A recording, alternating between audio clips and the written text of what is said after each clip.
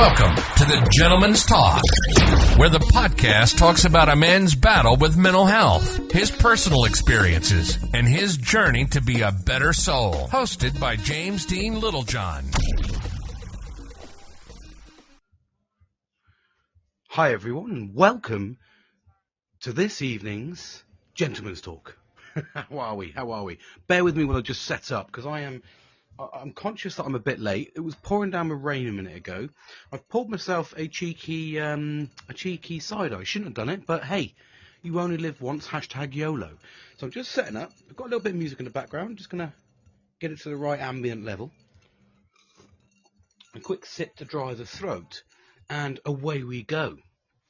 Sorry about the delay. Like I said, it was pouring down with rain, so I was conscious that it says there we're starting live. Please join us. Conscious that it was pouring down with rain, and I enjoy the rain, the pitter patter, as my friend just said to me a minute ago.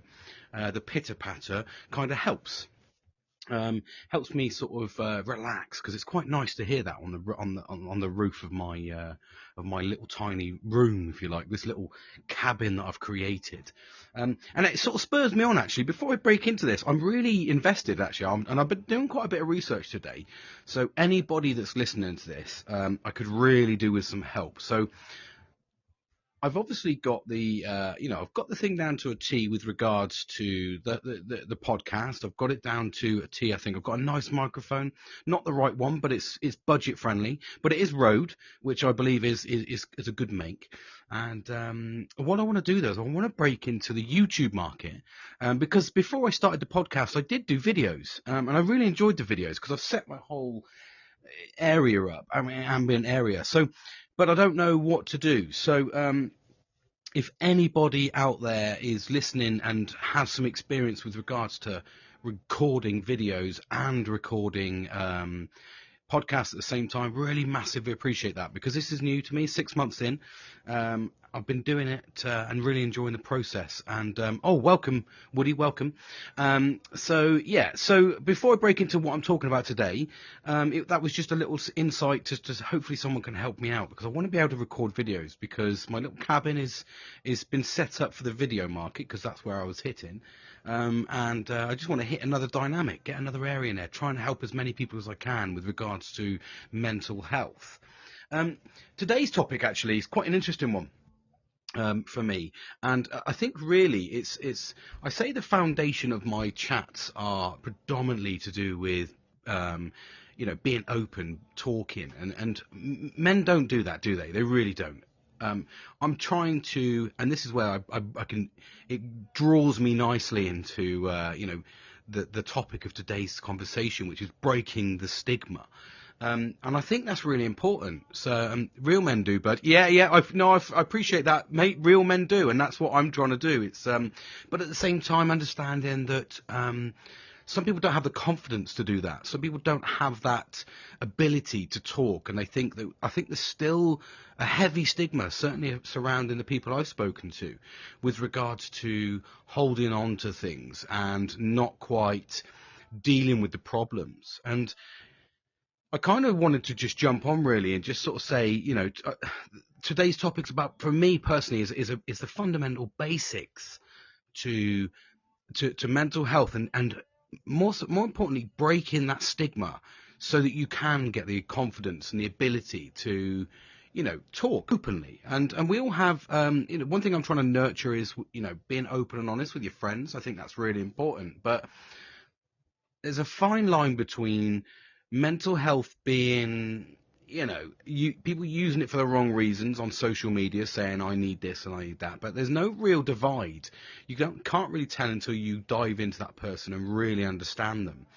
And for me, the stigma was, and I've encountered this myself. I've spoken openly about my mental health quite a lot in the last couple of years, and for me, I think it's depending on where you're working and who you're dealing with. And unfortunately, I'm 40, so, and I say that a lot, but I am, and most of the people I've dealt with and I work with alongside me are in their 50s plus. And certainly from my experiences in 3 different organisations, to include the Royal Air Force, to include working for a high-functioning Serco Defence, and now working for the Ministry of Defence. I've certainly encountered, I mean, we are getting better, I will caveat that, but at the same time, along my journey, and bearing in mind I've been dealing with this for, almost 10 years, and I've not really encountered the support that should have been there. Certainly now, one of the things I'm trying to do is break that stigma. I'm trying to actively get out there.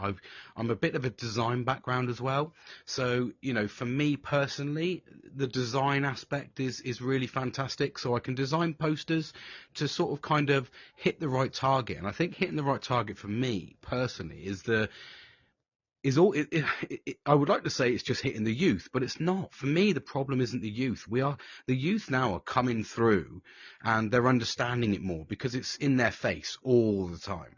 For me, the target really is, the older generation for me, certainly in the professions that I've worked in. And like I said, I've worked in many professions, and right up to aircraft surface finisher.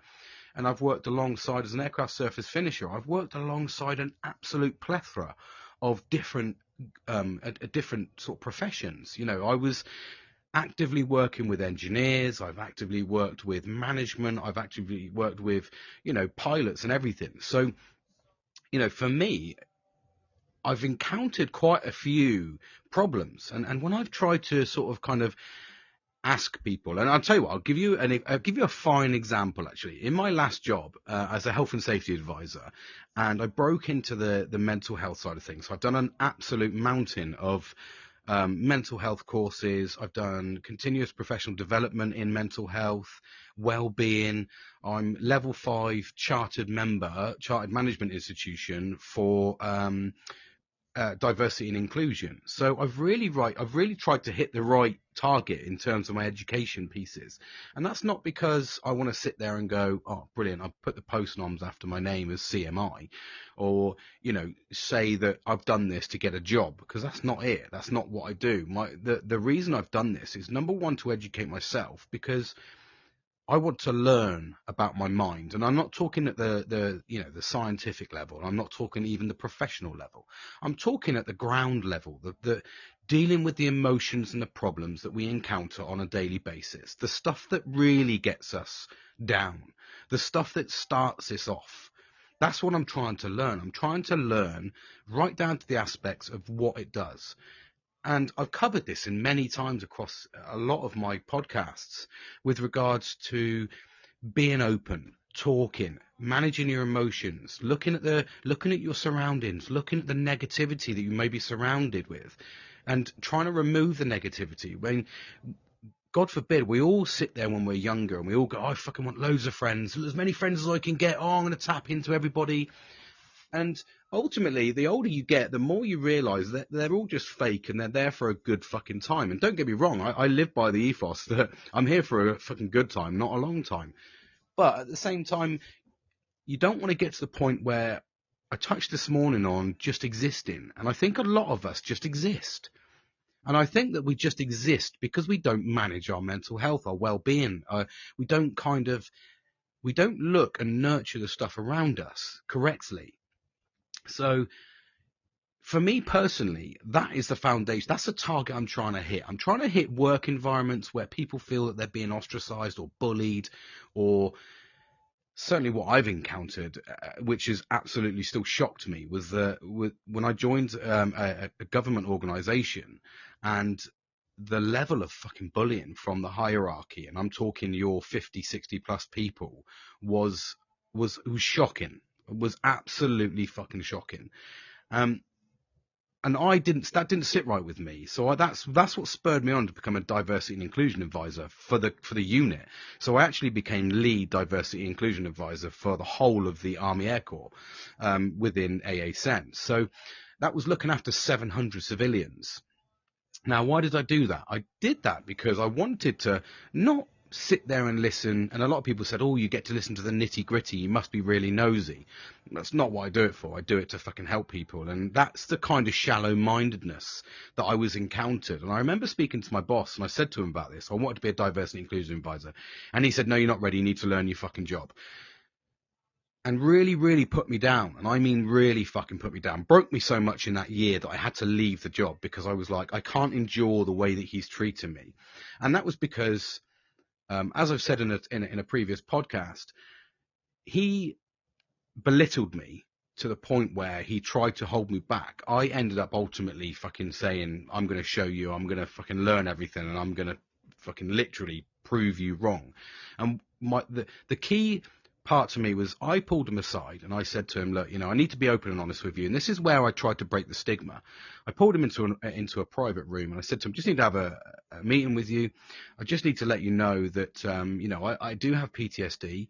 At the time I wasn't diagnosed with ADHD, so I didn't say that, but I did say to him, I've got anxiety, I've got PTSD. I deal with things a little bit differently and maybe I might react a little bit differently. So I was being open and honest, saying sometimes I might get an email and I might react a little bit aggressive, not aggressive, but a little bit defensive.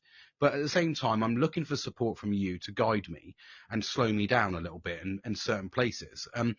What that turned into was actually a fucking huge negative.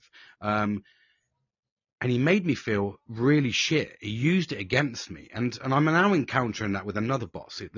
My current boss is now using me being open and honest with him against me and saying, for example, I said to him, when I send you an email, can you please acknowledge the email, even if it's just a quick thanks for the info, or even if it's just no worries, leave it with me, James.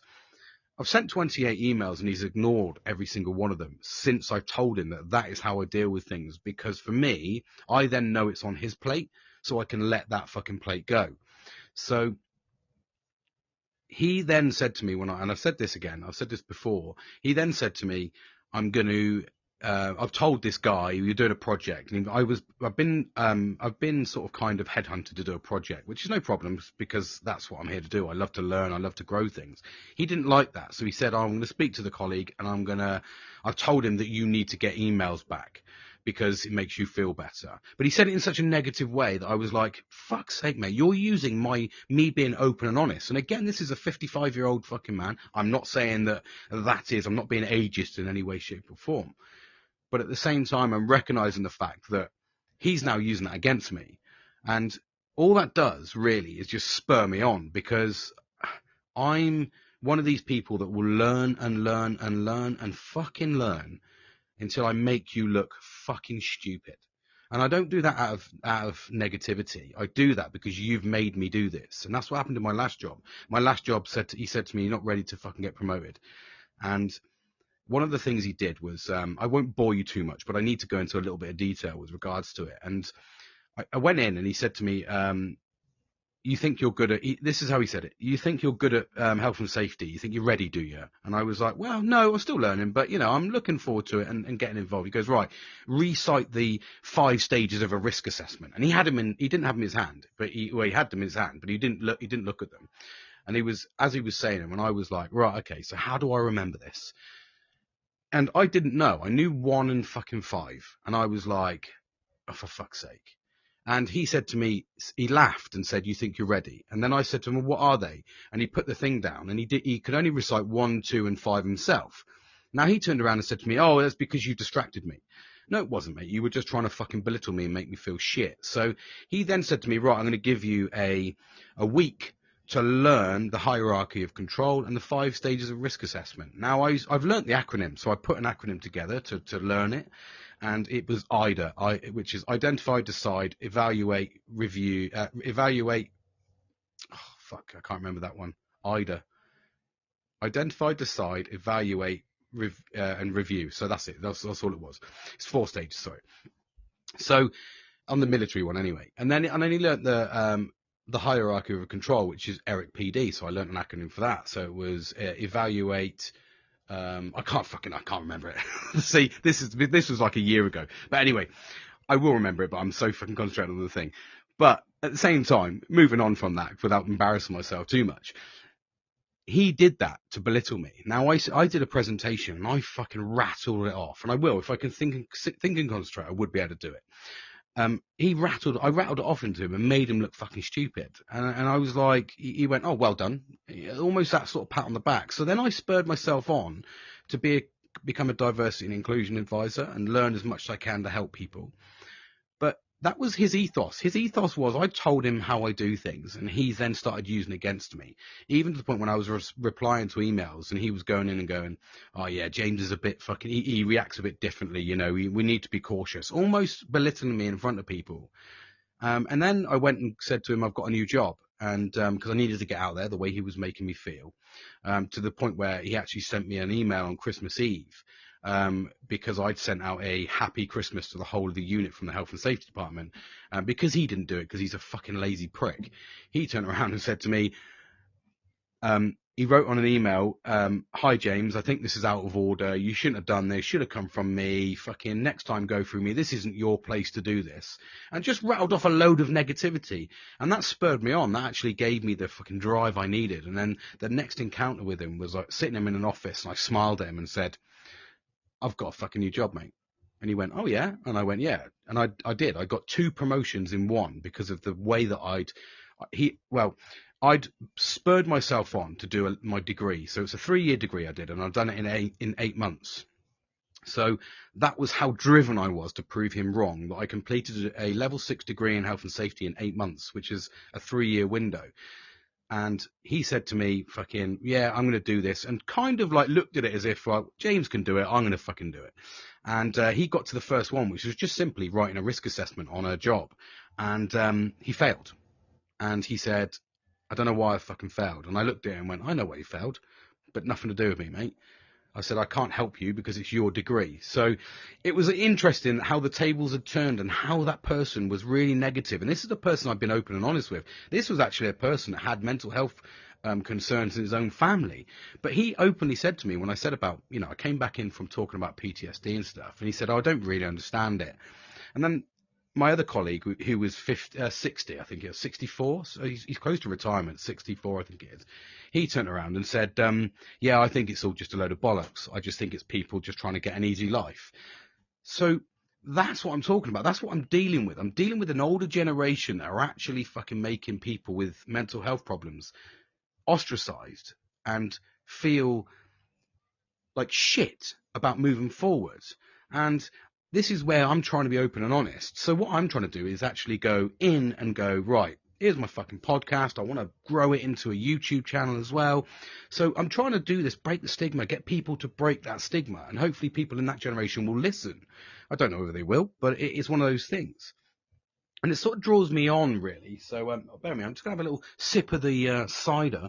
Nelly's joined. I'm sorry, mate. I did have a cider tonight, mate. I needed to have a cider, mate. Need to get me through my last one before work tomorrow. But it kind of brings me on really to, breaking that stigma. And, people who live with mental illness at some point have been blamed for their condition. And we do that a lot, don't we? They've been called names.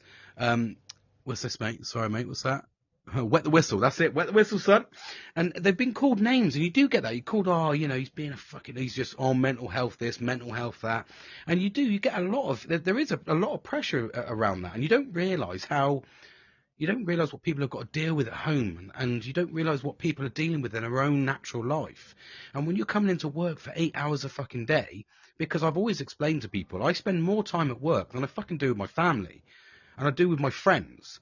So I don't want it to be a shit environment. I don't want to feel fucking awful all day. I don't want to be tiptoeing around people. And I have done. My whole career, I've tiptoed around people. And I've been honest and open with people. And they fucking chuck it back in your face. And, it's not something that you can control. You can't control your mental health. You can help, you can nurture it, you can manage it, but you can't control it. As I've done in previous podcasts, I can be a different person. I can be called Jekyll and Hyde. I often do get called Jekyll and Hyde because I do get to the point where I'm battling my own demons in my head. And when I say battling my own demons, I could be sat there like I was yesterday, fucking wanting to quit everything. I wanted to just fuck off. I wanted to go and live in a forest on my own, or I've had this aspiration to do this anyway. I was just literally watching Ben Fogle on New Beginnings, New Wild Beginnings, or something like that it's called. But it's absolutely fantastic, and it spurred me on. I was like, I want this. I just want to fuck off. And when you're in a negative place, and don't get me wrong, I love my life. I've got a great family, great house. I've got a good job. I've got the good stuff that goes with it. But I'm just existing at the moment with regards to the job. It's not what I want to fucking do. I do it to afford the ability to do the fun stuff. But like I said, when I go to work, I don't want to be called names. I don't want to be tiptoeing around. I want to confidently be able to go to my manager and fucking say, blah, blah, blah, this is this and this. Please help me out. And I want them to look at it and go, I'm going to help you out. Not do what they've done at the moment where he's just shut me out. He's just gone, fuck you. And he thinks it's funny. You know he thinks it's funny. Because why would you do that for somebody that has come in and been open and honest? And trust me, I've been absolutely berated for my mental health by certain people in a government organisation as well. Not through because previous job I was working very close with friends, but I'm working along a lot of people that just think it's a load of bollocks. And it's an older generation thing that's really I'm battling with.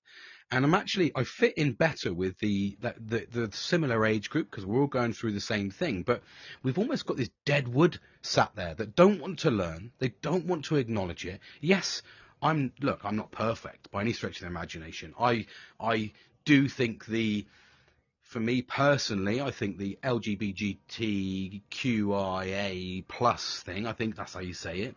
It's changed again. The acronym's changed in the last couple of weeks. I do think that's a little bit too far for me.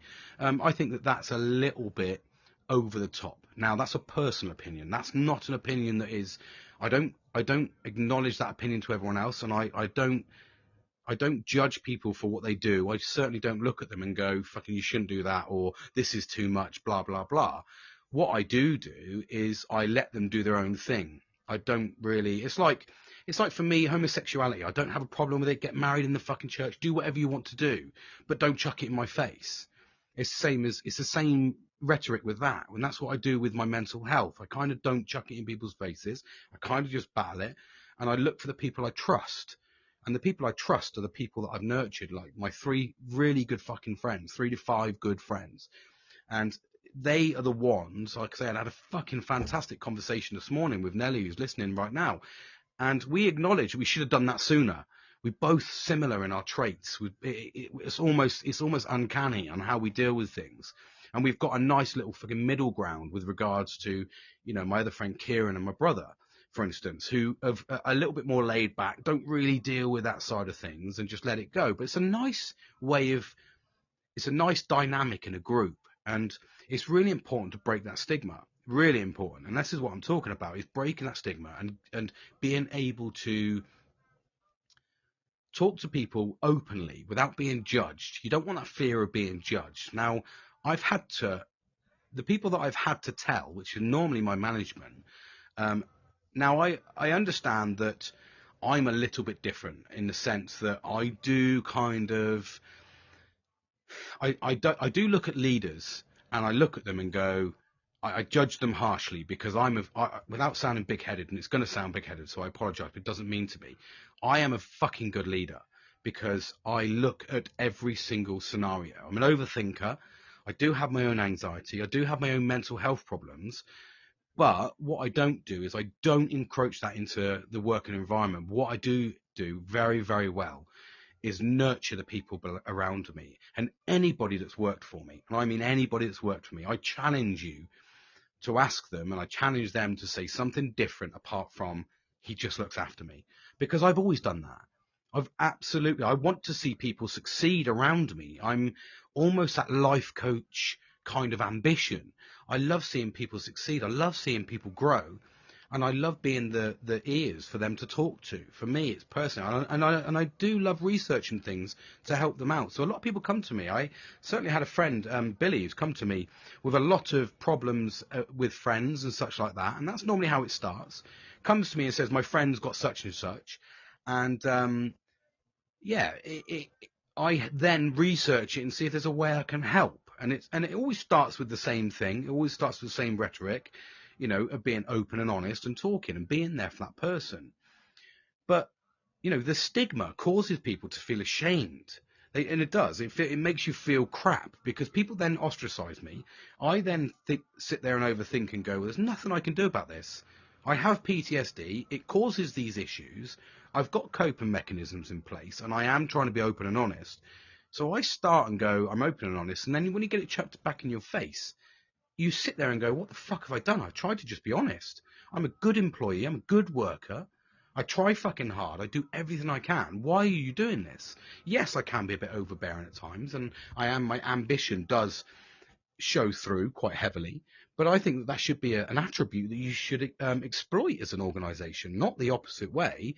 And I think that if you've got a problem with that person being ambitious, then you're in the wrong fucking job, because I've always looked at it. Whenever I was a leader, I always looked at the people and I always said, you're ready for the next level. You're ready for the next level. I want you to be my boss. That's what I aim for. I want them to challenge me. So I say to them all the time, challenge me, challenge me, challenge me, because it helps me grow. And when they don't do it, I push them even harder to make them do it. I want everybody to be at my standard. And I don't say that my standard's the best standard, but if my standard is a good standard as an employee, I want people around me to acknowledge that, in the sense that I want them to grow to be similar, so we can be a great fucking team. And if I do move, it's a natural slot in. You're naturally confident about what to do. And that's happened since I've left organisations and left jobs. People have been able to do that. And it's quite a heavy burden to carry when you have a mental health. And this is where I think that the problem lies, is being open and honest is an absolute massive start. Such things like, I fight the stigma by talking about what it's like to have PTSD. Make sure that you're known. Don't shove it in people's faces, though, because it does get a negative response. And if you're looking for that kind of social aspect of people to go, look at me, then you're doing it for the wrong reasons, because you shouldn't do that. Nobody I know, and I said this morning, nobody I know shouts about mental health when they've really got a mental health problem. You don't stick it on social media. A lot of people will tell you to stick it on social media. Me personally, I don't agree with that. That's a disagreement level for me, because I personally think you need to talk to the right people. Because when you chuck things on social media, and I follow a couple of social media groups actually. What's he said there? Sorry, Woody. Man, I can relate to so many levels. Mental health struggles. Yes, mate. Yeah, has always been driving force for me. Yeah, exactly. It has. I mean, I was absolutely fucking horrendously bullied as a child. I mean, you can imagine when you're called James Dean Littlejohn and you live at 11 John Gay Road, I did at the time, you kind of get to the point where, that's a fucking heavy point. And I remember once I was sat on a bus, and because I was a scaly brat, they used to call me, because my dad was in the armed forces. We moved around every 3 years. I remember when I was about 13, I think I was, and my best friends call me cripple and fat ass. They're not fucking friends, mate. That's negative. That's negative. That's absolute negativity, mate. Absolute negativity. And that's the type of thing that I'm trying to get people to acknowledge and push away. Because like I said, I was on a bus. I was sat there. I was about 14. I was getting bullied by this kid.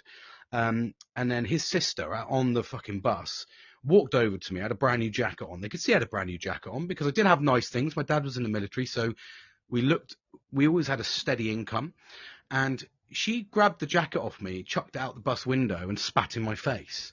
I went home and told my dad, and there was nothing done, because the person that did it was the daughter of his boss. So absolutely did fuck all about it. So, but he didn't want to ruin his career. But in actual fact, what's the call? Yeah, hold on. Yeah, mate, jump on. Yeah, jump on. Let me pull my speaker out, mate. Let me pull my speaker out. Oh, do it again, mate. Send an invite again, mate, because I don't think I can do that, buddy. You just disappeared. Can you hear me okay? Yeah, there we go, mate. I'll invite you in, buddy. There you go, mate. Welcome, Woody. Welcome. How are you? How are you? Yeah, I'm good. I'm working here, so I'm listening, but I like what you're talking about, and I can relate so much. But your bus story is so funny because I have very similar story. I used to ride the bus, and this kid every day, fucking, as soon as I got on the bus, be ragging on me and picking on me, and months went by, I put up with it. And Yeah. a bad day one day, and got on the bus and dropped my backpack and just started punching him in the face, and and Yeah. and the principal's office, and mom comes to pick me up, and she says, "You couldn't have picked a different kid." She says, "He lived behind us, and my dad built swimming pools, and I guess he had just quoted a pool for his parents, and on the weekend. It's just like, you probably just cost us 20 grand kind of thing. Yeah, and do you know what, mate? I understand what it's like. I mean, me personally, I don't tolerate bullying because I was bullied so fucking heavily as a child. I don't tolerate it. And to the point where I have this ethos, if anyone's I've got 3 daughters. If anyone's going to bully my daughter, I've always had the ethos that me personally, completely different to my parents, I would go around to the house and I will systematically bully the father and the mother until they fucking stop their daughter or son fucking bullying my daughter. Absolutely. And that's my 100%. ethos, which is to the point where, it's very well known on the estate I live in. I'm not a brash person. I'm a highly skilled professional. So I don't do it as a, What do you do? I'm a health and safety compliance officer at the moment. So manager for That is okay. yeah, so I sort of kind of got in. I used to paint helicopters and jets and all that. I did that for 21 years, and then I kind of progressed out of it. I was getting to the point where the manual side of things was a little bit more difficult for me, and I wanted something a little bit more. I wanted something I could sustain for another 26 years. I thought to myself, when I get to 40, I've got 27 years, of working career left. If I get to that point, I wanted something that I would enjoy. So I went into health and safety, and I really like the health and safety aspect because I enjoy continuous improvement. I like managing people. I like nurturing people from a really bad standard to a really good standard. It's just what I've enjoyed doing. But because of that, and because of my background and the way I think about things, and because of the educational side of things that I'm really invested in, I do love learning. For me personally, that's the way I challenge bullies, is because I don't want people to, because I know that I was undiagnosed of ADHD for 40 years, just recently been diagnosed with it. And I was diagnosed with PTSD 7 years ago, and depression and anxiety. But I know that a lot of that will stem from being a child and being horrendously bullied. My parents they were absolutely amazing. They really did look after me. But I think that their punishment side of things wasn't really what I would class as good punishment. Do I think it defined me?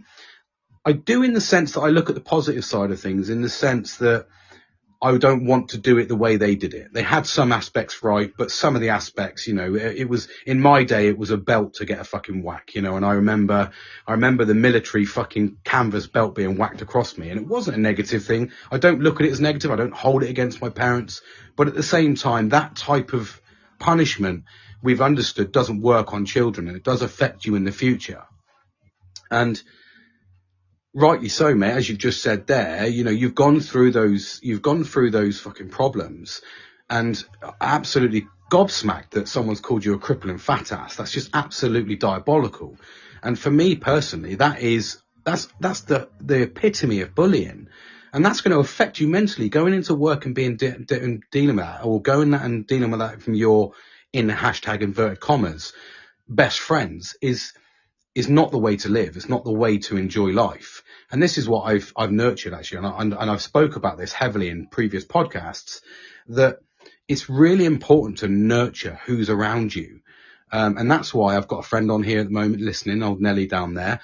I've reduced, I had like 500 people on my fucking Facebook, and I've reduced it down to 26. And predominantly that's family and my very close friends.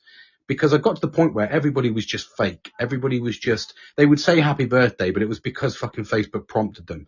Because when I took my birthday off, they didn't do it. And only the people that really knew me would do it. And then I got to the point where I was like, why am I trying to chase fake people? I don't want to chase fake people. I like to help people, hence the reason the podcast. But I don't want to chase fake people. So it's important to look at your surroundings, Woody, especially if you're getting to that stage. Look at your surroundings and be ruthless, mate. Be absolutely fucking ruthless. Shut people down, shut them off, and fucking move on. Because that is a type of negativity that's not going to help you promote. It's not going to help you break the stigma. If you're talking to your friends and your friends are coming back with that rhetoric, it's just going to, all it's going to do is just drag you down, make you feel worse. And you don't get the ability then to progress forward. And like I said, 6 months ago was my starting point. 6 months, I started in January the 1st, and I said, now is the fucking time to change my life. Now is the time to sort my shit out. I've had enough of putting stuff on fucking Facebook and sitting there and going, why have I not got likes? Looking at who's liked it and noticing certain people didn't like it. And that's how negative social media is for me. And I think it's negative for a lot of fucking people. So I deleted Instagram, I deleted Snapchat, I deleted fucking TikTok, I deleted everything. And I reduced my Facebook down because I think that I still need that to engage with. I actually use it as a positive in the sense that I upload photos and videos of stuff I do. And yes, I am showing the positive sides of life, but really they're just a reminder of stuff that I've done, places I've been. I don't care if anyone likes it. It's just me uploading. So, you know, that day when I eventually shuffle my mortal coil, I can pass over my Facebook to my children and go, that was my fucking life, mate. Have a look at it, you know? And I think that that's when I started to get the positive changes. And the first thing I did was I cut out, deleted, blocked, removed those people that were negative in my life. Like I said, I went from 500 to 26. And if you think there, you know, we're talking almost 470 people that I've removed. Not one of those people have fucking messaged me. Not one person has gone, where's James? Not one person has re-added me because they don't fucking care. And I don't care about them. So it was like, why do I want those people in my life? When in actual fact, you know, exactly, Nelly did as well. And in actual fact, when I was younger and we didn't have social media, we didn't have mobile phones, we had a small collection of people that we used to go around and we would knock on each fucking door. And we would then go out and play with those people. We didn't socialize with the other people. But what we do now is we go, I want social media and I'm going to fucking add everybody on it. Because why? And then you wonder why you get negative responses. You wonder why you get negativity because you've nurtured it. You've instilled that. You've thought that that's what you needed. And as you get older, and this is why I talk about this all the time, because as you get older, I want people younger to listen to these podcasts and I want people to go, actually, he's fucking right. I've seen people with fucking thousands of people on their fucking friends list. And then you look at their posts and they've got 20 fucking likes. And you think to yourself, the math doesn't add up, mate. Do you know what I mean? And I know that certainly when I joined in Facebook, it was a fucking craze. I used to put in my last name and I used to add everybody that had the same name because that's how fucking stupid I was. And now I'm nurturing a completely different environment, a completely different, hold on, let's just put the mic back in. Sorry, Woody, it doesn't work when I talk to someone else, but I'm just going to pop back in for better sound. Hopefully that's all right. Is that okay? Yeah, give me a thumbs up if it's okay. Is that better? Nels, are you there? Nelly! Anyway, yes, the light's coming on, so it's working. It's really important to nurture that, and I think that's where my sounds fine, bud. Nice, cheers, bruv. It kind of that's the foundation of where to start, mate. You've got to start at the bottom and go, fucking, why am I around these people? Why have I got their phone number? Why have I texted them? And I had a conversation with Nelly this morning, and he was saying that, you know, he had a couple of beers, we have a couple of jars, and you jump on Facebook and you try to talk to people and they fucking ignore you. And like I said to him this morning, well, they're not interested, mate, because I've always maintained that you know where you sit on someone's priority list by how they respond to you. So if you send a text message to someone and they take fucking a week to reply to you, you're not on their priority list because you can respond in fucking seconds. You can literally click your fingers and you're gone, yeah, I'm good, bud. How are you? Everything's all right, mate. Nice one. And it might just be a short stem like that, but waiting weeks, waiting months, waiting whatever, that's not a fucking friend. People that just ignore you. Sorry, I missed your call, bruv. What? Fucking, I messaged you in 2019, mate. And that's the stigma that I'm trying to break. And I'm trying to promote a positive environment, making sure that you fit in with the right people, nurture the right people around you, the ones that want to listen to you, providing you are helping yourself. And one of the fundamental basics to any mental health is you've got to start with yourself. You've got to stand in front of that mirror and you've got to look at yourself. And you've got to say, am I doing everything right? Am I making an effort? Am I the cause of this? Am I nurturing this? What's wrong with me? And you might turn around and go, I feel fucking sad. Why do I feel sad? Because I'm not doing X, Y, and Z. Well, why are you not doing X, Y, and Z? I can't afford it. Okay, well, that's a big thing for most people. But try and find an alternative that you can afford, or try and find something you can do to try and promote that self-healing. Get therapy. get out amongst nature, listen to music. These are all things that we can do without making a massive financial impact on ourselves. But when you start looking inwards, and then you start focusing on yourself, and then you look at the outside and you look at what you've nurtured and what you've built up around you. And in 6 months, I've gone from having all of these fucking people in my life that didn't really care about me. People will come and go in your life. It's inevitable. I've had so many people come into my life, have a really good time with them, and I never see them again. That's just brilliant. That's like the analogy I sent in my motivational minute. They're just the sand that fills my fucking jar. But ultimately, the big rocks in my jar are my family and my friends. That's for me. That's my personal rocks, is family and friends. Then I fill it with the pebbles, which is my podcast and all the other good things that I do, working hard, learning, nurturing myself. And then I've got the sand. The sand is my filler, which takes ages to fill up. And the sand for me is the people that come and go in my life. If you come into my life and you're instantly fucking negative, I will just fucking delete you and block you. If we move on and we don't talk for a couple of months, then I'll just remove you. That's where we sit. I just go, we've gone different paths now. And you have to be ruthless, because when you sit there and you look at your friends list and you think that that person's going to talk to you and they never fucking do, it's just because you're not in their bubble. You're not on their path and they're not on your path. You need to accept that. You need to move on. And then when you move on and look inwardly yourself and you start self-healing and you're nurturing the right people around you that are positive and want to look after you, and you want to look after them, which is why I have a handful of people that I want to look after, because I know that handful is manageable on my daily routine. It's not overpowering. I haven't got 20 fucking million friends. I haven't got 20 friends. I've got 5. And some of them I see all the time. In fact, actually, I don't. That's a fucking lie. Some of them I see regular, and some of them I don't see as regular. But at the same time, I talk to them regularly, and Nelly can relate to that, because I don't see Nelly very often. We need to catch up personally, face to face. But I talk to him daily, and that to me is a massive impact, because it doesn't involve all the time seeing people face to face, but to have that commitment. And we have this little group we've got on WhatsApp, which is called the Positive Vibes. And it is the best thing. And my mate Nelly there instilled that into us. Said, let's fucking start a WhatsApp group. And we talk to each other every fucking day. And when we don't talk, it does get a little bit down, because we promote self-healing with each other. And we promote positivity. And we talk about the shit that we're doing all day. And we turn it into banter. And we have a good laugh. Because I know I can trust them.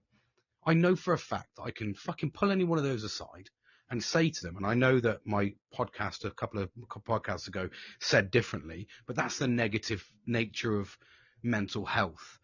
But when you get down to the nitty gritty of it, because I've gone down to those 2 people that I talk to every single fucking day, no matter what, I talk to them every day. That is the positivity that I get. I can pull each one of those aside and tell them something. Tell them that this is private, or tell them I don't want this to go any further. And I fucking have trust in them to know that that's what I can do. And we've all got our own issues. We've all got our own past that is affecting our present. But at the same time, we're working together to build a better future and stop existing and start living your best life. And that can only start by talking openly, and the other thing that's going to break the stigma is educating yourself. And I am an absolute advocate of educating myself. The stuff I've learned in this last 6 months about mental health is worth its weight in gold, because I learn stuff. I try to educate other people with my own mental health. And because I'm going through the journey, I hope that it's relatable, because like I said, I've lived a life of bullying. I've not got the best of fucking. In fact, actually, James Dean Littlejohn is actually a fucking brilliant name when you're older, because everyone thinks it's fucking hilarious. Because but when you're younger, and I remember I've had many fucking fights when I was younger. I've been bullied. My dad's idea at the time, when I was getting horrendously bullied by, I think his name was Glenn something or other, and I was 15, so we're talking a long time ago.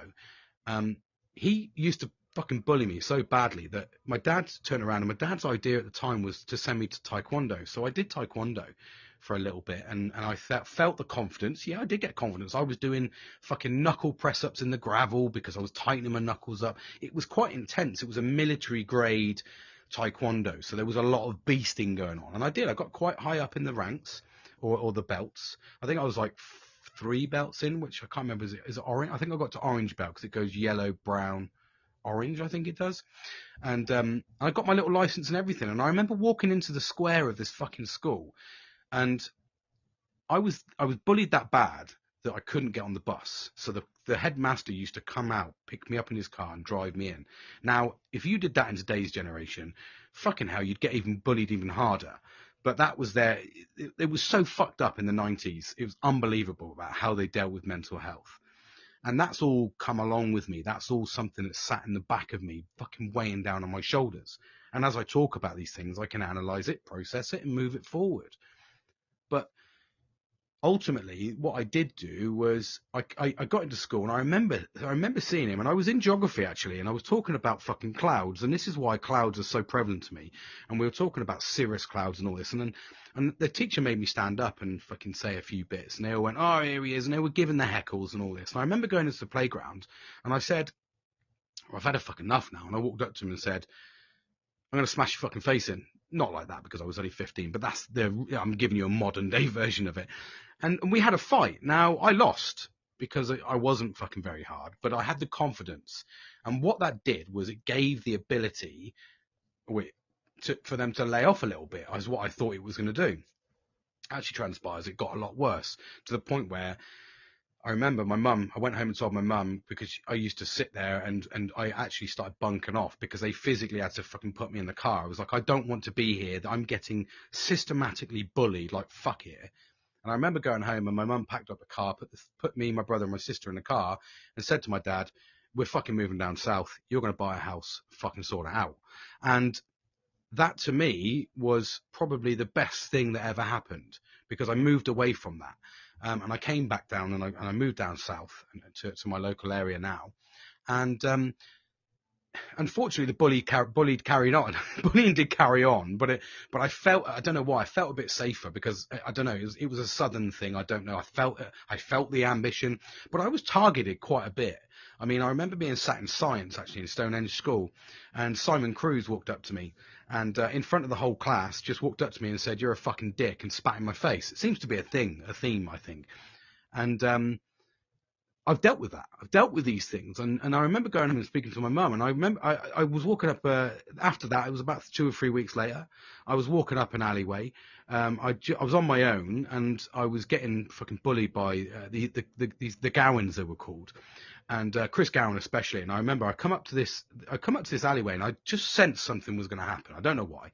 And if you saw the alleyway, you would understand what I mean. And as I walked to the front of the alleyway, Danny McConnell punched me, blindsided me, fucking rabbit punched me in the side of the temple, dropped me to the floor, and 8 lads kicked the fucking shit out of me. Now, I got up, and I remember walking into my fucking house, and my dad and mum were sat in the living room, and I remember walking in going, I just looked at him, and I suppose the adrenaline overtook, and fucking hell, it wiped me out. I bawled my fucking eyes out. My dad was like, "What?" I was like, because I just had a fucking jump kicking, by 8 lads that I was going to school with. And I think that then was a turning point for my parents. My parents went, "Fuck this." Literally had enough. And I remember speaking to, I can't remember, Mickey his name was, over the road. He was a fucking bouncer, big as fuck. He was massive. He was just a beast. And my dad went over and said, "Mickey, we're going into town. We're going to fucking sort this out. I had enough." And I remember walking down, and this Mickey guy had the 3 brothers in fucking 2 in headlocks and 1 between his fucking legs. And I remember my dad bolting down this fucking alleyway, literally like a fucking ninja. And he hit this fucking wall, jumped about 10 feet in the air, fucking knee out, and went bang, and just went, "You fucking," and that's when it stopped. It literally overnight fucking stopped. And that was the fucking security I needed. There was the only way that was going to deal with was to give them a taste of their own medicine. Now, I was systematically bullied for fucking years, and I dealt with that. It was put aside, and then I moved on, and I went to fucking college, and I did all the other good stuff. But that didn't sit. That's never gone away. I've never dealt with that. I never dealt with years of fucking bullying. And now the way I deal with it is, like I said, my daughter was once bullied by a couple of kids, a couple of years ago, and she was on the thing, and I just went, I didn't even fucking hesitate. I put a vest on, because I'd been to the fucking gym, so I'm quite pumped. Put a vest on, some short shorts, grabbed my 43 kilogram white German Shepherd, And I walked over to the fucking field, and this little fucking prick was stood there that was bullying my daughter, chucking fucking leaves in her face and like forcing her fucking face in the ground. And I walked over to him, and I tell you what, man, his fucking face was a picture. And he started getting gobby with me, and I literally went, "You don't want to do this. I don't want you. You're a fucking child, mate." I said, "Just fucking run to your house, show me where you fucking live." And he did. And I chapped on his door, and I remember being stood there, and it wasn't the best of areas. And I remember being stood there, and I went, "If your fucking son touches my fucking daughter ever again, I'm gonna make your life a living fucking hell." And that's how I deal with bullying now. And they looked at me and went, "What, the big I am." I said, "Look, I'm not fucking around." I had a straight, serious face. And I said, I wasn't being harsh. I wasn't aggressive. I was very fucking calm. I just looked at him dead in the eye and just said, "Look, mate, I will make your life a living fucking hell. I will make it my ambition and my goal in life to systematically ruin your life. I will do whatever it does. If that incorporates me fucking coming around and taking a fucking turd in a bag and chucking it and lighting it on your doorstep every day, I'll do it. I don't care. Do not bully my fucking daughter." And that's because I've got zero tolerance, because I know how it's affected me. And I know that this is the first time I've ever fucking spoke about this. Do you know what I mean? It's kind of like, oh, sorry, call in. Oh, Woody, sorry, mate, he dropped out. I've kind of got to the point where, that's how you need to deal with these people. You can't just let it fucking slip by. And I've never let it affect me, but it sat there in the back of my mind. These things have happened.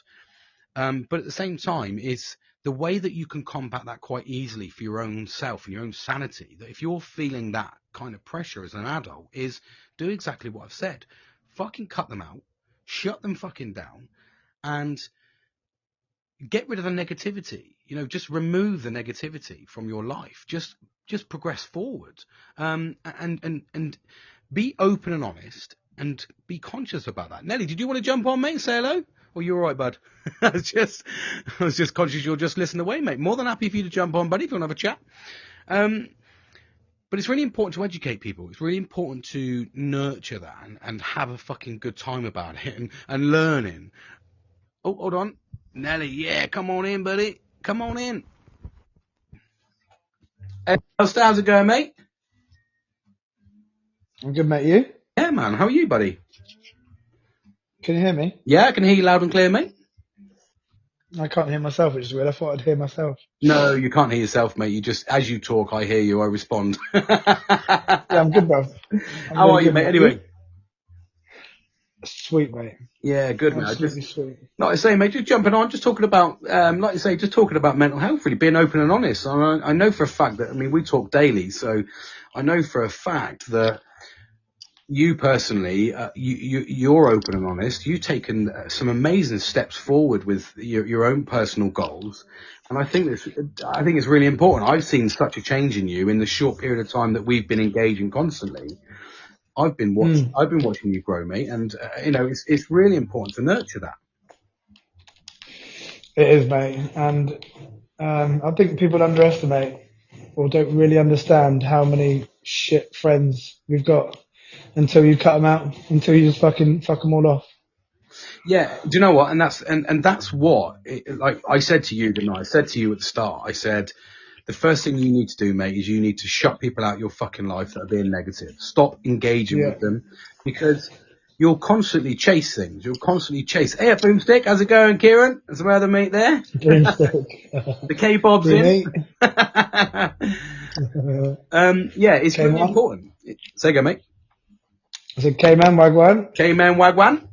Yeah, it's really important. And, this is where I think that, for me personally, I think that starting with being open and honest, starting with, learning and what are you cutting up there? Me? Yeah. I'm having a cheeky game on Fortnite while the kids aren't watching, isn't it? Oh, okay. Run away. Yeah, I like it, man. I'll turn it down a bit.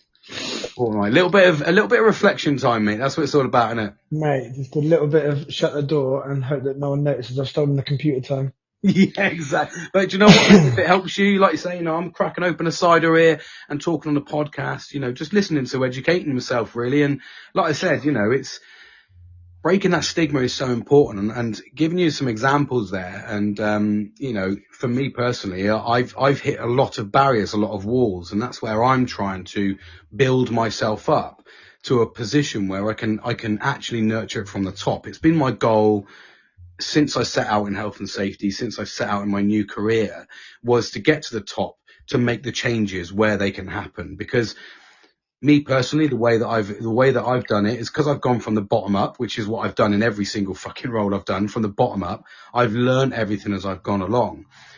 And at the same time, when I get to the top, I want to make the changes. I want to push the stigma away. I want people to be able to be open and honest and get the help that they need. And I think that's so important. We're getting there. We're moving closer to times where it's less frowned upon. And certainly as more people are understanding that actually it completely affects them, not just them, but like people they know, people they love, then that understanding will have to. It's going to have to develop because it's rife. It's prevalent in lots of people's life that actually some people don't know about it yet. I only recently realised really that there was some shit going on with me. But I kind of knew. I've had some stuff happen in my life, and you know that you don't always get away free from, like, every action has a consequence and every action has a reaction. Yeah. And I'm pretty sure if it wasn't for your podcast, I would not have seeked the help that I have. So I'm proper grateful, mate. No, I appreciate that, mate. And do you know what? That's what this is doing. All I'm really trying to do is just empower people to make the right choices. And, you know, certainly I listened to your story at the start, and I mean, we've known each other really on and off for years and years, but, you know, I felt, for me personally, I like helping people. I really fucking do, because I know what it's like to be at the lowest of the low.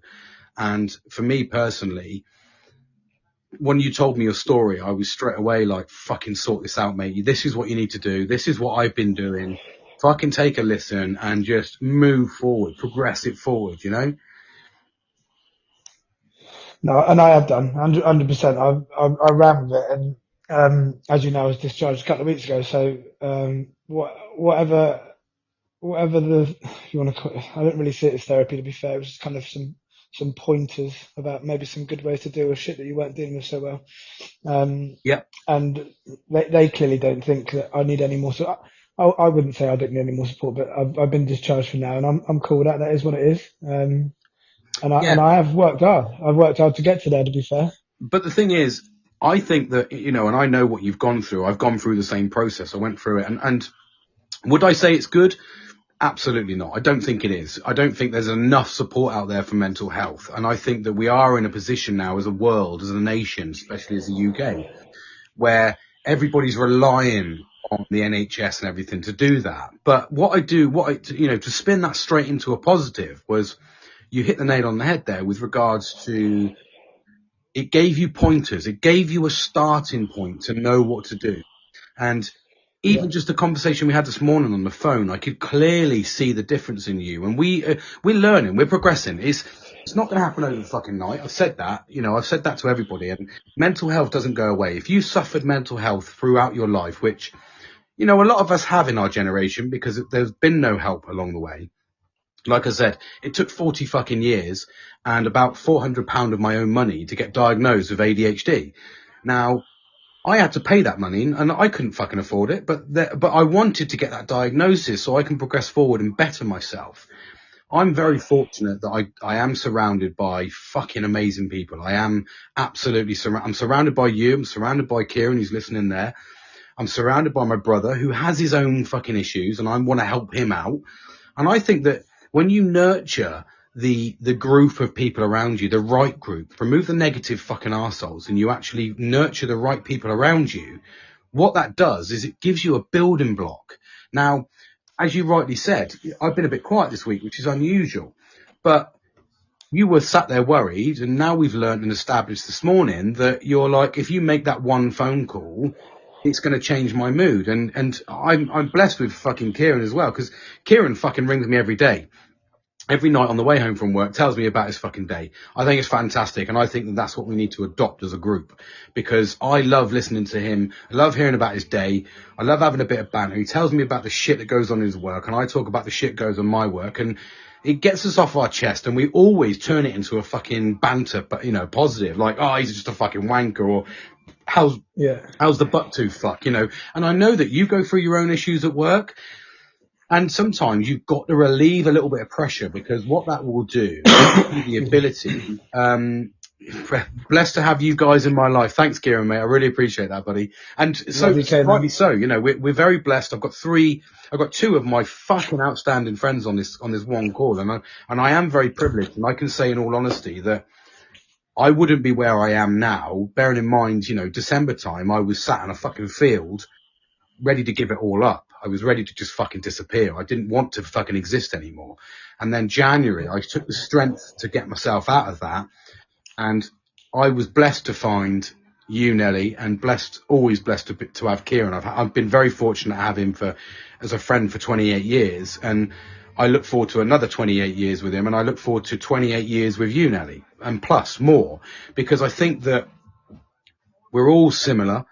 And I think that when you find that, it's almost like a relationship, isn't it? Putting a bit of a fucking spin on it, but it is like a relationship, you know, listening to your problems and giving you scenarios. You know, I talk to Kieran about his family, and we let things go, and we talk about fucking kids. I'm like, fucking kids. If you haven't got that person to talk about, we did it this morning. We were talking about our daughters, and how, you know, I can't punch them in the fucking face, but I can call them a dickhead. Which one do you want? Do you know what I mean? Yeah. Because they are being dickheads, and you think to yourself, you know, if you were being that person in fucking real life as an adult, and you walked past me with that attitude and fucking did that, I would punch you in the fucking face. You know, but you can't do that. So frowned upon. Yeah, it's frowned upon, unfortunately, isn't it?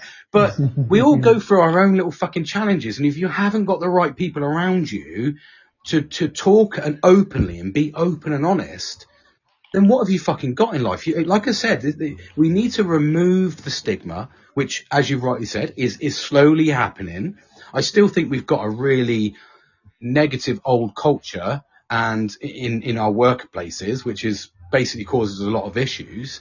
I still think that, and I do believe that we've got a younger generation, I think, that do take it to the other extreme. And I think that we need to find that middle ground. And I think that we're almost people in their 30s and 40s are the generation that need to make the change. We need to stand up and be counted. We need to break the stigma, because when those people move on, and we get into managerial positions, or we get into head positions, or we're working with other people as a team, if we're not nurturing the right environment and we're not nurturing the right people, then we're just going to keep failing. It's going to be a system which is going to keep failing. And I like to see the change, and the change is slowly happening. And certainly so, like I said, I've nurtured the positivity around me, and you can clearly see, as clear as day, when I don't get that, and I don't get that positivity. Like I said, we don't talk on a daily basis. All of us seem to drop down. We all seem to, you know, I was speaking to you this morning, and we fucking, you know, went from a sort of kind of not sad, but not enthusiastic phone call into fucking laughing our asses off. And, you know, talking about fucking families, and that's what life's about. And I did the same. I spoke to Kieran this afternoon about his weekend and said, you know, we put the old man's spin on it. I think he'll rightly so. He paid £32 for parking, which really what I would have done is I'd have paid with my card, and I'd have looked for the fucking rod that was going to get stuffed up my fucking backside and get absolutely buggered by it, because £32 for parking. But it was interesting how we talk about that now, because, you know, 10 years ago, 15 years ago, I wouldn't give a fuck. I'd have gone, that's life. That's a generational thing, isn't it? I think we get to the point where we tend to then look at what we can spend money. We don't want to spend it frivolously, because we want to spend it on quality memories, quality time. And you kind of get away from that last minute spontaneity, wasting your money, going to a festival and fucking spunking 150 quid, or going to a pub and a nightclub and spending £100 and not even thinking about it. There he goes. He had to squat and produce coin. He did. Literally, if I'd have seen that, you know, especially when he said, you know, I was looking at it and it was 15 quid, and it must be about 15 quid. And it turns out to be 32 quid. It's a fucking kick in the dick. But yeah, it's interesting how you've done the same as me. You know, Kieran done the same as me. He's looked through his friends list and cut it down from 300 or whatever it was down to his standard family, about fucking 50, I think he's on. Not that I'm stalking him, but removing all that negativity of people is giving me the ability to not look for the likes and not look for the people that don't fucking really care, not look on Messenger and see who's online, message them and get fuck all back, or even look online and try to message someone just to get a conversation to find that you get fucking chinned off by it.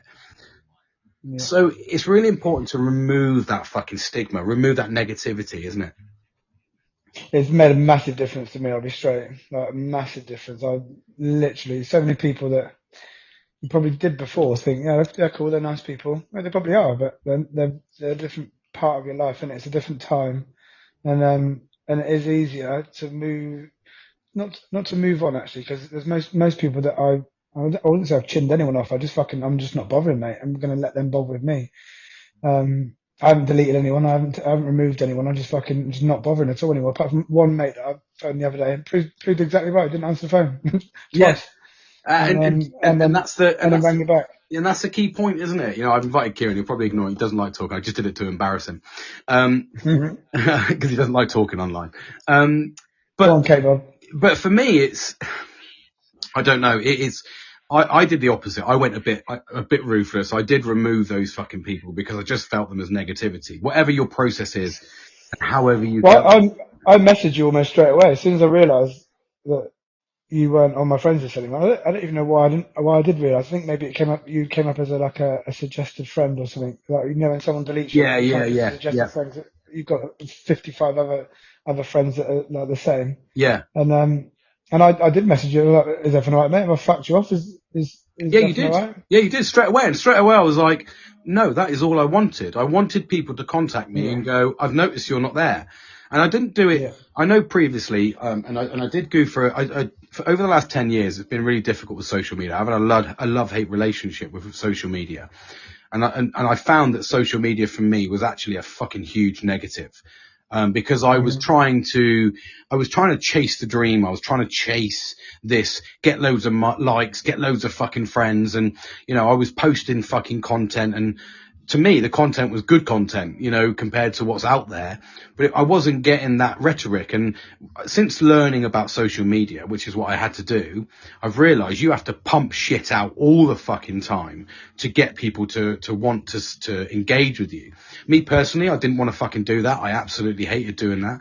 So I was like, do you know what? I don't fucking need any of this shit. I don't need to feel liked, or I don't need to feel liked from people that don't really like me.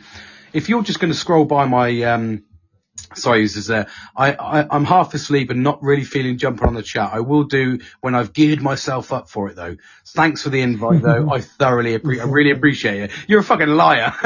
You won't jump on, you bastard. You were like, fuck that, I'm chinning that straight off.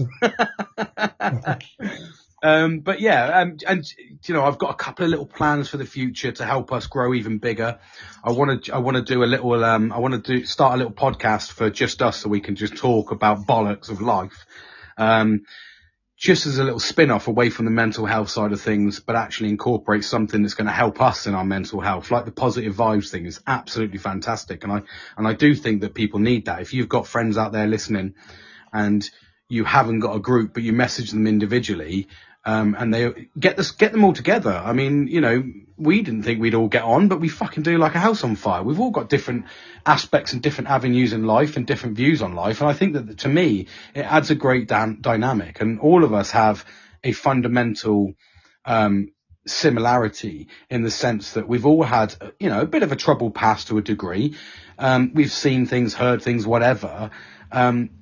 And we're at an age now where we don't want to exist. We want to fucking, sorry, Kim, can't join now, but may call in later. You bastard.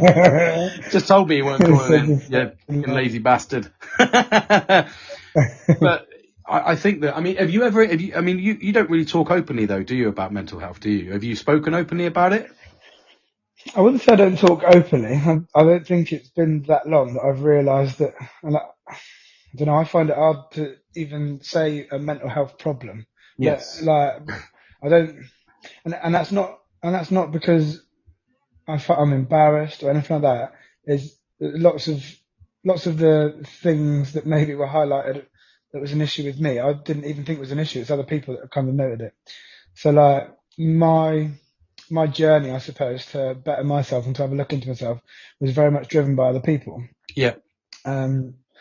And whilst now I understand I have PTSD, I get that, and I'm pretty sure I have ADHD as well. When you think about some of the traits and some of the things that, some of the ways that I deal with my life in particular. Yeah. I don't see any of that as a negative thing because I am a beautiful person. I'm who I am, mate. I am Neil. Do you know what I mean?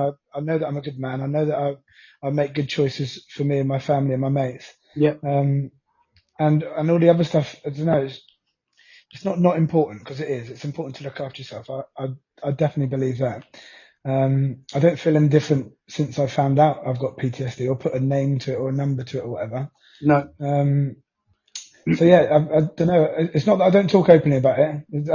I don't think that's the case. I think it's more of, it's really new. I don't.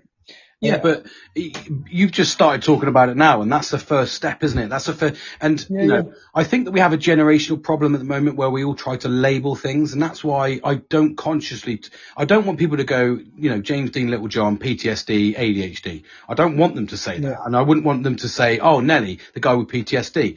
I don't want it to define who you are. It shouldn't define who you are, and this is ultimately why I'm trying to break the stigma and talk openly about issues and concerns and troubles that I'm going through. Some days the podcast will be about what I've endured that fucking week, and it might be boring to some people, but for me personally, it's about how I deal with these situations. And I think that eventually that for you personally, that will grow. I mean, I've seen a substantial change in you in the last 6 months since you've got the pointers. I know that you do the similar thing to me. I mean, like I said, you get to a time where you're not engaging with something, i.e. you have a break from your work environment, and you do have a decline. It's as similar as me. I decline because I need that engagement. I need to be feeling like I'm doing something. And that to me was my first trait that spurred me to learn about or go forward and speak to a private psychiatrist and get diagnosed with ADHD, because I wanted to learn about myself. I wanted to understand what the fuck was going on in my mind, because, it was like a fucking roller coaster, isn't it? As you can fully relate, I've seen the difference.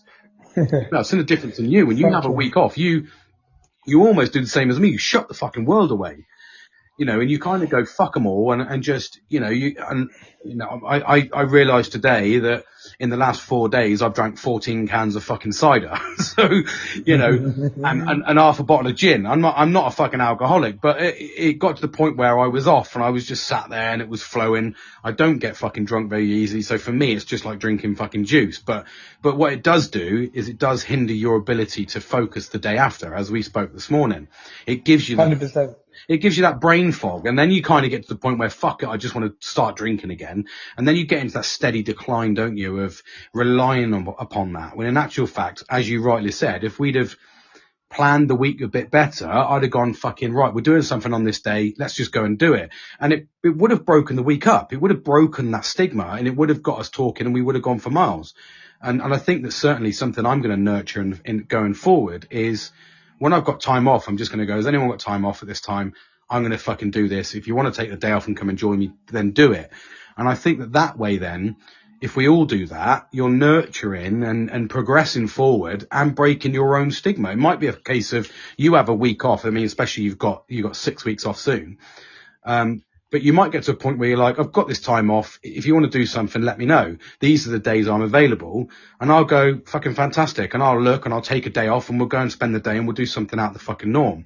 I know that we've spoken about it, and we do have this habit of talking about things. I believe we're trying to get to the Isle of Wight and all these sort of things. But I have noticed that we do all sort of sink into a negativity. We don't kind of push these things forward. It's a good idea at the time and it spurs us on, but we actually need to do the thing to get the memory. No, I'm with you. I'm totally agree. I think the whole holiday situation for me is a relatively new thing, it being an issue, because prior to now, I had relatively young children who needed an adult around, which is why me working the school worked perfectly for our family, because I had all the holidays off. Yeah. And it is like the dynamics of families change almost bi-yearly, don't they? As the children grow older, it's not something that you ever really learn or you're taught, but you've got to figure it out. You've got to figure out how it works with like older children and. I remember my mum. I joined my brother joined the military early. He joined at 16. Did a year for he got his queen a year for the queen. I can't remember what they call it. he did his year he joined at 16 and I joined at 18, so just under 18. So but I left at 16 as well. So my mum went from having, you know, 2 kids that were dependent on their mum to going fucking, right, I'm 16, I'm fucking leaving. Now that's relatively, I mean, that's massively young compared to today's generation. I know of people in their fucking 40s still living with their parents because it's hard to live, but they don't become dependent on you. You lose that dependency. And then, like you said, what used to be your focus and used to be my focus in the holiday time was taking time off to spend with the kids because they got time off, and we can all relate as parents in working. We have to take time off. I mean, I've had to take time off in summer holidays, and we all have to juggle our kids. But when that goes, and I've certainly experienced exactly the same, my daughter's getting older now, 16, 15 and 11. They're less dependent on me now. They're at the point where they're just doing what they fucking like. They can crack on. So there is a lull. And we have to fill that void. And the way we fill that void is the same way that my parents do. And my mum, when I left, going back to that, my mum was on antidepressants. She literally could not fucking cope with the house being so quiet because we were never there. We just up and left. And my sister was, you know, young but not dependent. She was 4 years younger than me. So she was 11 or 12, but wasn't dependent on my mum really. So, but she'd lost her 2 boys overnight. So she went onto antidepressants. She fucking spiraled out of control because she was used to the noise of having 2 very rambunctious fucking children, bringing home friends. I mean, you know, we always had friends round and all this sort of stuff. And it got to the point where we didn't have that anymore.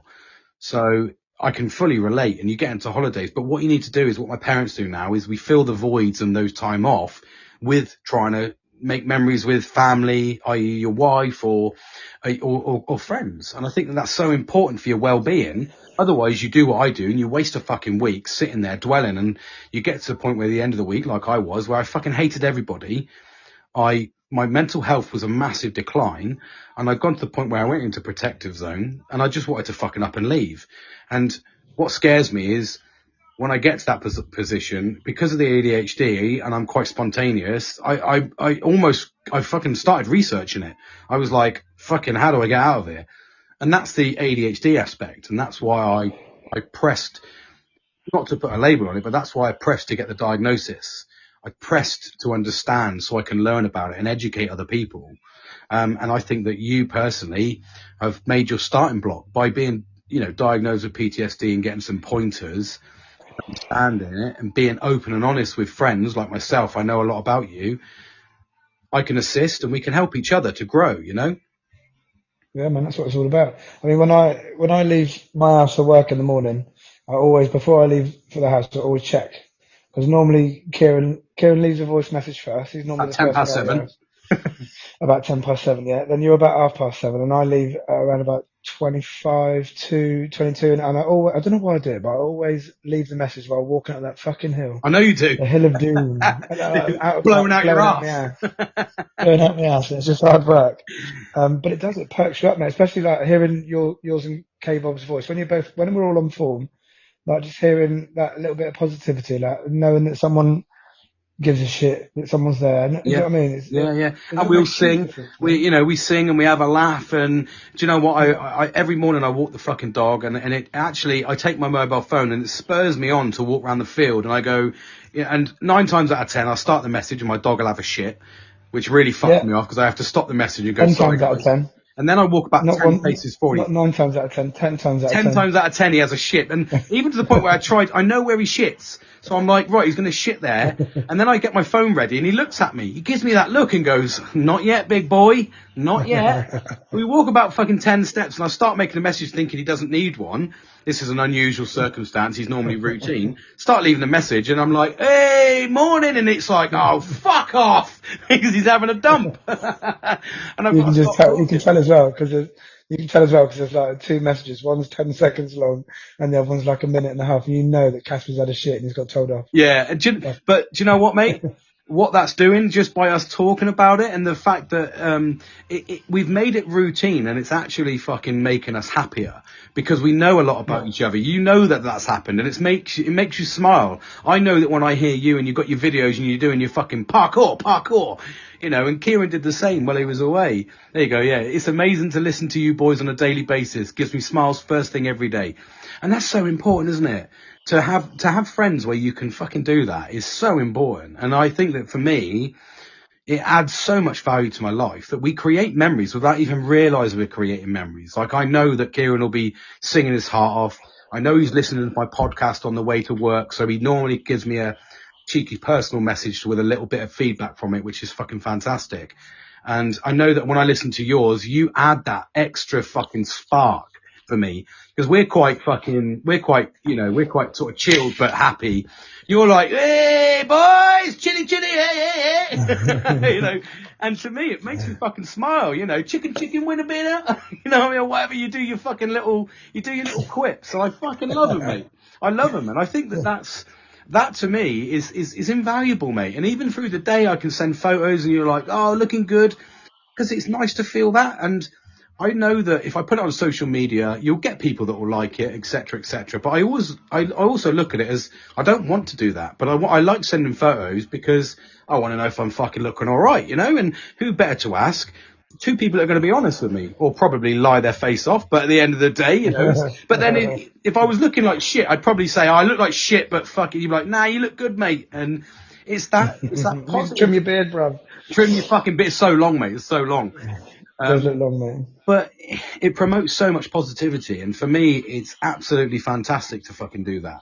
And I think that that's what you need to nurture. When you shut away the negativity of the idiots in the background and the people that don't really care, and you focus on those people, those friends, it's so important. And I spoke yesterday about pleasure and happiness, and how if I go out and buy myself a fucking, I don't know, something for my garden, or I go and buy myself a pair of shoes. Okay, I'll get pleasure out of it, but I won't be ultimately happy. But I know for a fact that, if Kieran wanted something, I'd send him I'd buy something on Amazon and I'd fucking send it to him. And same as you, if you were like, oh, I got this and this, just send a gift, because that gift, it might only be a couple of fucking quid, but it will make that person's fucking day, I'm learning to do that all the time. I've done it with my mum and dad quite a bit. I used to send them gifts, and they used to just say to me, oh, what you doing that? Stop spending your money. And I'd be like, fuck off. I've sent you a gift, mate. That's not how you approach it. But it was my dad. He was sat there and his knees were fucking killing him. He's 67. And I said to him, I'll get you some CBD cream, because it's big on the market. And I sent it to him and I said, just fucking use it, mate. And then like 2 or 3 days later, he went, can't fucking believe it, mate. My knees are so much better because he's using that. And that, to me, that made me happy, not pleasure. That made me happy. And I think that when you nurture the right things around you, i.e. your friends, don't look at trying to make yourself happy through your own personal pleasure.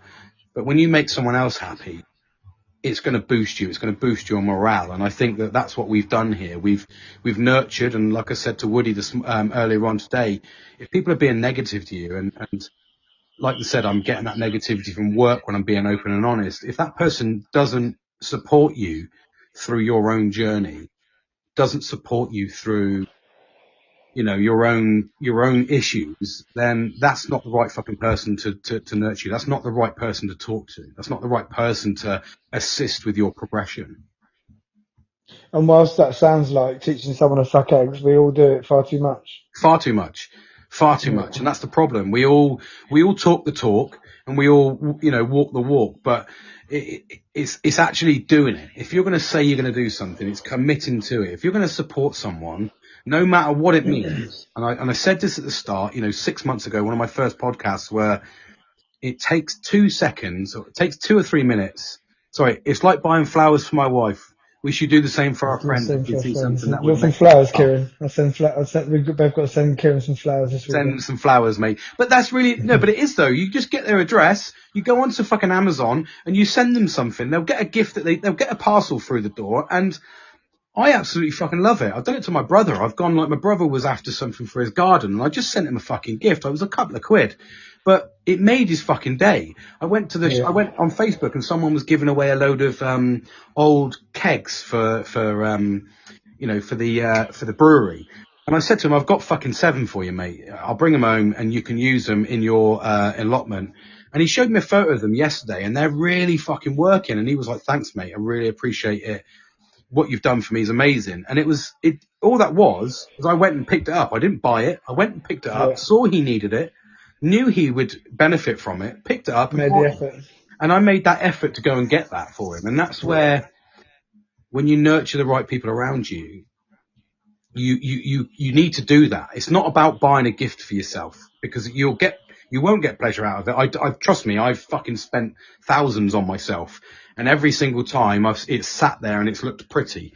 You know, it does nothing for me, to the point where I've had mountain bikes. I had an electric scooter I spent 600 quid on. I used it about 15 fucking times and sold it for 300 quid. So I made a massive loss, but I wasted 600 fucking pound. And what I could have done was, in actual fact, 600 pound could have bought an all-inclusive holiday for two of us, or even a deposit, and said, right, we're going next year. I've paid the deposit. We'll start fucking paying monthly. That's the sort of shit you should be doing, nurturing that with your close friends. I'm not saying do that, but that's a rather extravagant, a piece of advice there. But what I'm saying is, do it small scale, all right? But it might just be jumping on and just seeing something that they might like. They might fucking think, oh, that's actually pretty cool. I'm actually in the process of making a gift for you, Nelly, this week. So that's going to arrive tomorrow, because like I said, everybody that I do love, I send you a gift, so you've got something from me. You'll be able to use it as well on a daily basis. So for me, that is so Is it one of those fake vaginas? I wish it was, mate, but I wouldn't be that way if it was. Well, they're called fleshlights, aren't they? Oh, yeah, cheeky little fleshlight. That's what fucking Kieran's got. Kieran sells them, mate. Kieran. Back scratcher. You're my back scratcher, you whore. I'll send you some flowers, Kieran. You send me a fleshlight, innit? Yeah, definitely, mate. But it's really important to nurture the right fucking things around you. And I think that when you talk openly, like I do, everyone knows in my little group, I do talk openly about this. This is what this podcast is about. But that's the best part of your podcast, mate. That's the best part of the podcast, is that it's genuine, and even though I've known you since we went to school together, not that we're the same age, I'm a little bit older, so it's not, we went to school together. We went to the same school. We grew up with the same people. We hung around with the same people. Yeah. I obviously didn't know your story post school. So yeah, it's just interesting, isn't it? Interesting to learn some new shit about people. Yeah, of course it is. And do you know what? There's so many little hidden secret Kieran there's put there. My fleshlight is based on the shape of my mouth. He's a right dirty whore, isn't he? He's disgusting. What I might do then, Keith, I was going to say I'll take a mould, get one of those moulded dildos, but your missus gets it anyway from me. But it is really important. It's really important to nurture that, isn't it? And like learn about these people. And I find it really interesting talking to you and showing you about my past, because you can relate, or you can sit there and go, fucking hell, don't worry about, it's in the past. And I think it just gives you someone to talk to, doesn't it? To be open with. Yeah. Is that the missus? That is the beautiful wife. The beautiful wife in the background. Tell her to stop texting me. James said stop texting him. She's gone. Gone to text me. Oh yeah, sorry, yeah. Stuff in your inbox. What Nelly's wife says. No, but it is really important, and it is really important to progress forward, So I think that I'm very blessed. I think that to give a little bit to other people that are listening is so important, to look at the negative aspects of life. It's so important to remove the negative as soon as you fucking can, even if that means you've got to be cutthroat and just fucking shut them out. Because if they're being negative, and I've had to be quite ruthless, and to the point where my ruthlessness has affected me a little bit, because I've shut out a couple of people that I didn't really want to, but I know for a fact that they're not willing to help themselves, and if they're not willing to help themselves, it's not gonna get any better. And I think that, like you did, you've gone and got fucking help. You've got that starting point, so we can relate, we can build a relationship, we can build a friendship on that. I know that, Kieran is almost Jamaican. He's so fucking horizontal. He's almost fucking sleeping. Jamaican. He fucking is, mate. He's so fucking laid back. It's unbelievable. But the thing is with Kieran, he has this. I think in the morning he wakes up, he's got contact lenses that are fucking rose tinted, mate. So I'd love to get them. But do you know what? I admire it, and the only reason we've been fucking friends for this long is because he's like that, and I'm very forward, I'm quite, what's the word I'm fucking looking for? Tenacious is another word. I'm quite fucking aggressive. You know, Non-Jamaican. I'm non-Jamaican, mate. Yeah, very much. I'm probably the Putin of our relationship. Yeah. But you know, and that's where I think that we relate so similarly, because you know we are the same dynamic. What's he saying? I try to see the brighter side of everything. Yes, you do, mate. Yes, you do. True that, bruv. And do you know what? That's a positive, and that's such a positive to have in a group. And That rubs off on people. it does. It's rubbed off on me, and you know, he grounds me quite a bit. And Nelly, you're the same. You've grounded me a lot, and do you know what? I'm out of all of this, and even doing this podcast and jumping on again tonight. You know, I feel absolutely fucking blessed to have such amazing fucking friends that are on the same wavelength. We're not dragged down by anyone else. We're just focusing on each other. And I think that if anything, it's just going to get better and better, because I'm going to feel better. I'm actually on a path now where I'm not self-destructing, although I do go into that lull. I'm learning from it, and we've learned from that this morning. And I think that if you're learning and actually making the difference, I think that is the key point, is to make the effort. If you don't make the effort, then you're not a fucking friend. You're not a true friend, because as we've discovered, we make the effort every single day, and look how much we've changed, how much we've nurtured the right environment. We get to offload our problems with each other, and we get to offer a non-biased point of view. We get to offer a non-judgmental point of view, which is more important. And I think that that's what helps us get through life, doesn't it? I think it certainly helps along the way, and I think, like, to be expected to leave a message every day is a bit unreasonable, but we all have. Like, there's not, if you look back through the whole feed, mate, there's certainly not many days in the last 6 months where one of us hasn't left something on that feed. No, and do you know what? The only day that we didn't was today, because we made phone calls to each other, so we didn't really need to. I'm pretty sure I did. Hang on a minute. Oh, you did. You did. Still did something. Well, fact, we spoke. Actually, there's loads, you twat. There's loads, you twat. It just looks. There's loads, you dickhead. But do you know what? That is the importance, and that just goes to show that these people that say sorry I missed your call or don't text back, they're not your priority. They're not on your fucking list.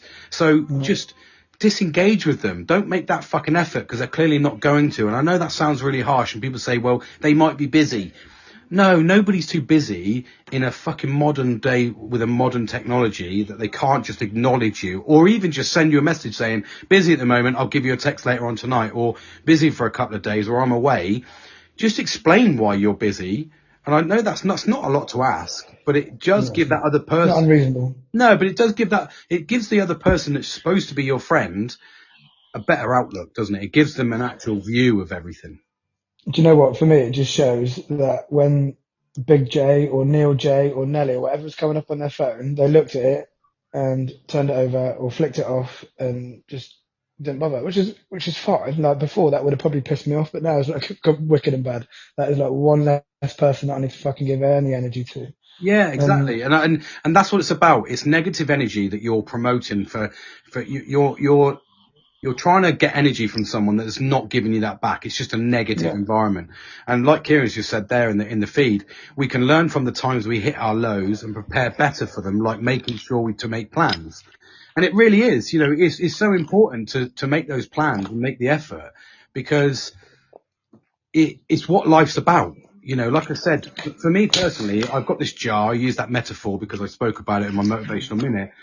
And friends to me are one of the rocks in my jar. They're not a bit of sand. They're not people that come and go. My true friends, actual true friends, are one of the big rocks in my I've probably only got two big rocks. A rock for my friends and a rock for my family. The rest is filled by pebbles, which is all this sort of stuff like the podcast I've said earlier on. I'm nurturing that because I really enjoy the process. I'm learning from you. I'm engaging with other people in different countries. I spoke to Woody today, and he sounded like he was from Canada. Do you know what I mean? Lingalonga. And Lingalonga, mate, absolute fucking legend from Australia. You know, I'm meeting new people that are helping me develop new coping mechanisms or understanding. And at the same time, I'm giving advice from my own personal experiences and personal experiences that I've had with friends, say, for instance, yourself and Kieran and all the other people that are around me. And you know, I've got to re-engage with another friend of mine, which is, he's been a bit of a dick recently, but I'm going to re-engage with him, see if there's something I've done to upset him. But it's really important to keep that going, keep it going, keep understanding from each other, isn't it? Yeah, massively. And I know that because of the relationship we've developed as a three, I've had less shit days than I would have done. Like, as in, it just builds you up, doesn't it? It makes a day just a positive start. I think the whole idea why I started that group in the beginning was so we could all just say something positive to each other, and it's turned into, like, it's religious. It's It is, part of the day, isn't it? and the thing is, like I said, when you do something consistently and routinely for 3 months, it becomes a natural habit. And it has got to the point then when we don't do it, we do feel a bit low. We don't get that message in the morning to spark us up. I think we done it on Thursday, and you started the message at like 10 o'clock saying fucking, because you were used to it. You were used to that morning. Where's everyone? Where's everyone gone? Where's everyone gone? You were used to that morning brightness, you know, and I disengaged, and I disengaged for the wrong reasons. And I shouldn't have done, and that's what I'm learning. I'm learning the actual fact. When I wake up, fucking give it the big licks. Way, all right, guys. And you know what? It starts me positively because I'm having a fucking burst of energy. I'm talking to people. I'm listening to the right people, and that to me sets me up, you know. Every morning, Kieran fucking makes me laugh. Like, his message, like, over all three of us, when I listen to him, I listen to it probably 2 or 3 times. It sounds like he's just done half a gram of bass and sat in his car. It does. It literally, like, to the point where he stutters his fucking words. He's like, I'm trying to say a posh word, but I don't know how to say it. and you sit there and he's driving along, and you can imagine he's driving along holding this fucking button going, fucking Ray, positive vibes. Just off his head, isn't he? Oh, he is. What I'll do, I'll wrap it up there because we've been on a long time, and it is fucking, I'm a morning person, same as me. I'll wrap it up there because we've been on an hour and a half, and conscious is getting close to bedtime for me. I'm old as fuck. But thank you, Kieran, for jumping on. Thank you, Nelly, for your input in today. I've absolutely fucking loved it, and I've got a little idea I'm going to put towards you and Kieran on the positive vibe groups. I'll probably do it tomorrow. See if you're interested. It's going to be a little bit of fun. And thank you, Woody, for interjecting as well. And like I said, Woody, please take this advice. And if people are being like that to you, then fucking shut them down, shut them away. Thank you as well to all the other new listeners. I think I got Coop and Haikul. I can't say your name, so sorry, mate. Are all on as well. So yeah, thank you very much for listening, everybody. And I like a haiku. A haiku is a type of poem, isn't it? It is, yeah. It's a haiku, yeah. It's a type of poem, so it's obviously something he does. So, or he or she. I think you do like 7 syllables, 5 syllables, and 3 syllables. Something like that. Well, look at you fucking knowledgeable bastard. I probably should work in a school, I probably should work in a school. You shouldn't work in a school. I should work in a fucking school. I love it. Yeah, so thanks everybody. Thanks Nelly. Thanks Kieran. Thanks everybody for listening. And I look forward to talking to you again. I'm going to schedule another live.